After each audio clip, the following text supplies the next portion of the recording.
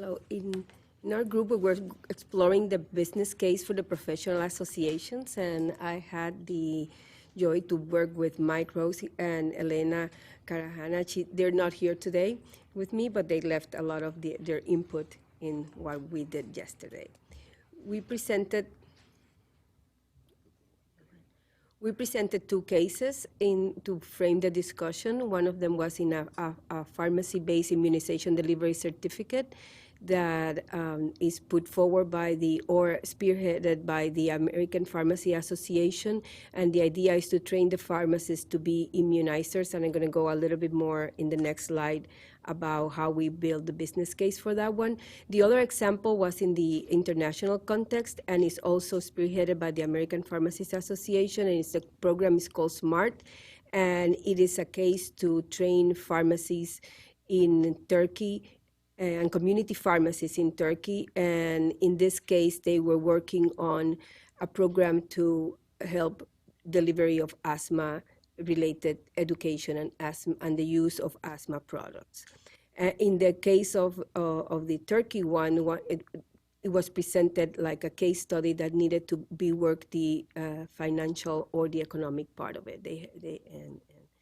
Okay. In terms of the summarizing for a business case, the case of the pharmacist, the training for pharmacists to immunize, and following the template that we were exposed in the morning yesterday. The APHA, I'm going to read through it for time issues.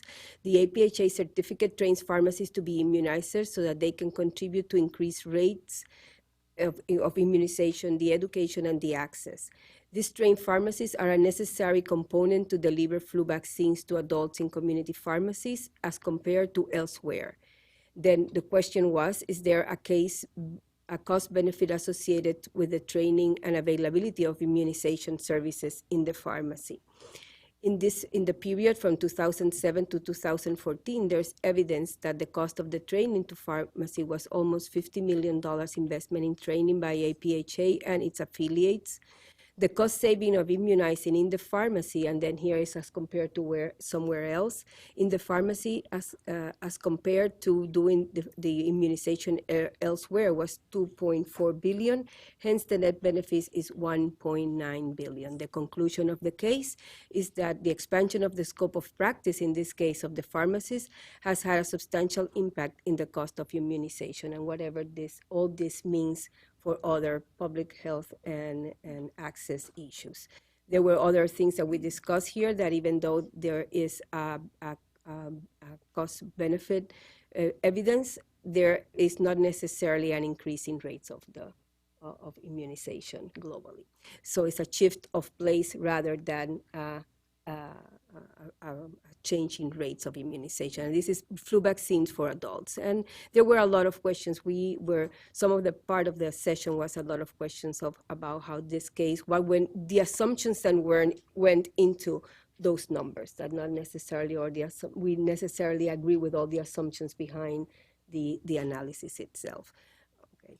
Then we went to a part of let's open this up to look about, we didn't do the stakeholders analysis with the case. We at this point open to all the other associations and the role of the association in a general term. Who would be the stakeholders for professionals associations and CPD?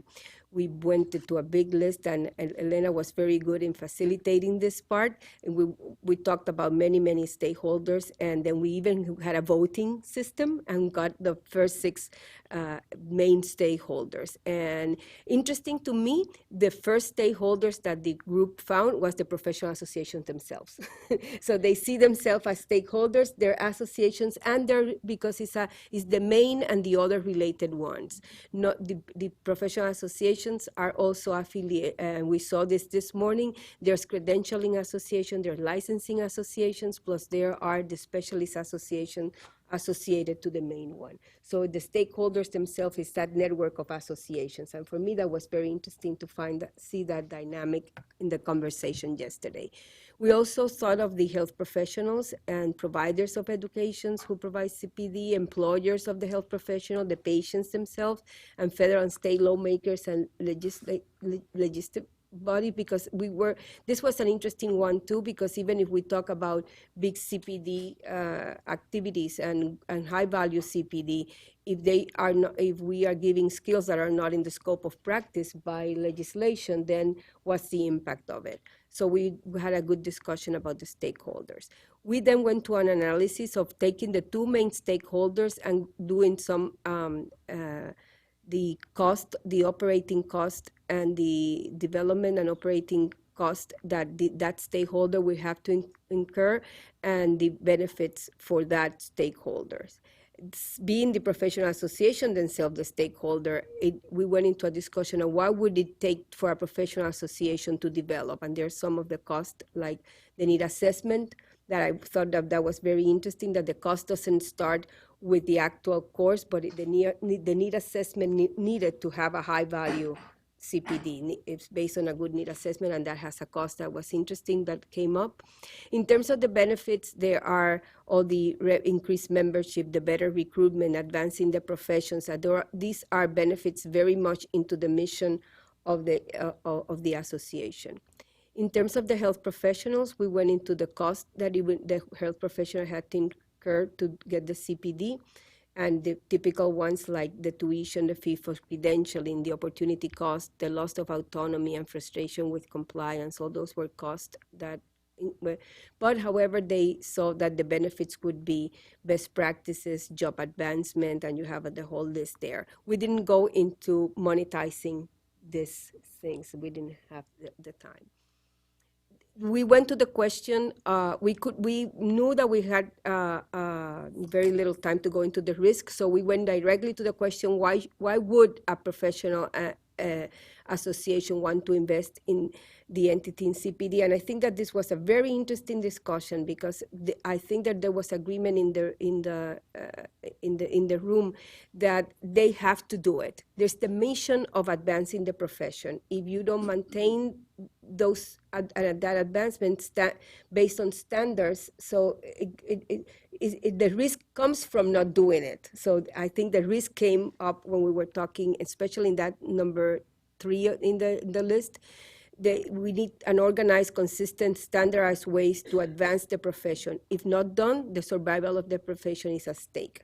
I think that one summarizes not only if we have to, is it of value to invest in CPD, but what would the risk be if we don't? There was also the idea of lifelong learning came up, and the fact that this investing in CPD also is not the lifelong learning of the professional, but the lifelong learning of the association itself to renovate and evolve. And the overarching theme of the whole section was that the association have a mission of helping health professional practice to the field scope of practice, assurance growth, development, credibility, and survival of the profession. I think that theme summarizes very well what happened in the session. And thank you.